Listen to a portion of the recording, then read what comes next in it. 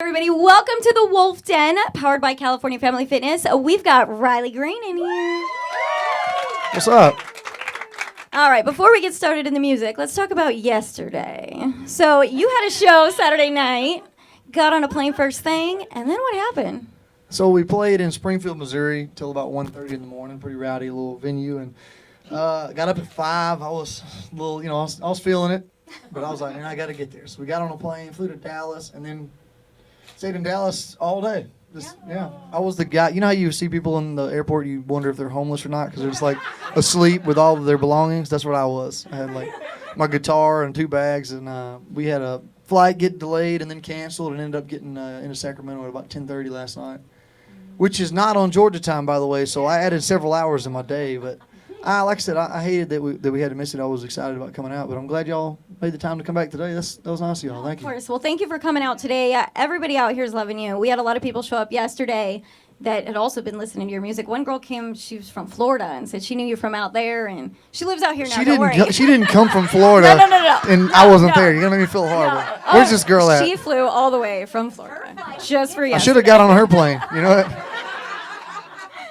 You definitely got fans out here in California. Is this your first stop in California, or have you been out here before? This is my first time. It's and I haven't really got to see it yet. It was nice and cool when I got off the plane yesterday, but I'm excited about driving and seeing some of the country. All right, well, your new EP is out in a truck right now, and we've got your single on air now.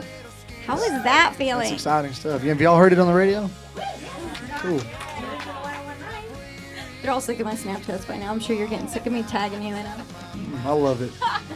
It's something for me to do in the airport. No, it's awesome. I mean, to have a song on the radio is, I guess, every country music singer's dream. And, the fact that I've actually got one and y'all are playing it for me, that's awesome. Thank y'all so much. Now, can we expect a full album anytime soon? You can. So we put an EP out of 4 songs. We've cut 8 so far. We're going to cut 4 more. We'll probably put a couple more songs out this year and kind of just to keep music going. But the full record will have 12 songs on it. Should be out in the 1st of 2019. Nice. Can we expect any of your older songs on there too? It's a good problem to have, I guess, because I put a lot of songs out on my own, but I was framing houses and I was broke and I was recording them in like Bob's garage, so they sound horrible, but it was a cool way for me to get music out when I was starting. So I'm in that weird spot of I've got songs that have been successful for me, but do you recut the songs? Because I don't feel like anybody likes the second version as much as the original version anyway. No, you got to put the originals on there. Yeah. We'll just have to do like a Riley Green throwback album or something and just record almost and everything. There you go. Exactly. Of course, you got to have the When She Comes Home Tonight on there. Oh, you got Have you guys heard that one yet, ladies? That one's for you guys. All right. So besides the music, you are a big hunter. That's right. Any good hunting trips coming up? Well, after this? I can't. Me and the record label are probably going to butt heads when hunting season comes in, so I got to be kind of quiet about it. I can't tell them when they are. I'm just going to sneak off. Oh, okay. But yeah, I definitely got to make my time to go get in the woods somewhere. So I think that's like some people shop. I like to go sit in the woods by myself. That's my favorite. And what's your favorite game or animal to shoot? What's your favorite hunting? Whatever season Anything? it is, yeah. And I like, duck hunting, you don't have to be quiet, so you can sit there and cut up with your buddies and put like a little bit of Bailey's in your coffee. Nice. I just like being outside, and that's something cool that like you can take my dad hunting, and he doesn't hunt, but it's just a cool way to kind of get away from everything and, the camaraderie, I guess is the word I'm looking for. It's just a cool way to hang out with your buddies and stay out of trouble as best I can. Nice. Well, we're hoping to get you back out here soon. We'll put on a full show. Hopefully we can get that scheduled. That'd be great. Yeah. All right. Do you have any questions out there? Yes. How old were you when you started writing and singing songs? I guess I was probably in high school. We would like go hang out at bonfires with me and my buddies and stuff. Or I remember going on baseball trips with the team, and I'd have my guitar on the bus, and I'd just make up songs about all my buddies, just kind of goofing off. And then I started doing it and playing them in bars, and people started requesting them. So then I started actually trying to make up good songs. What's one of the first songs that you remember that you and your granddad sang together? That's a good question.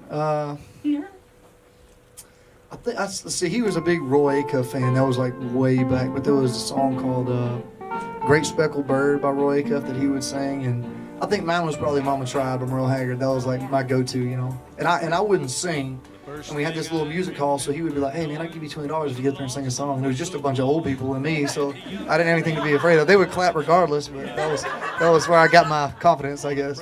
Anybody else? I have another one. Sorry. Sure. So I know you say you like hunting. So what was your first? What was your first game that you shot, or whether it was a pheasant, a bird? A duck.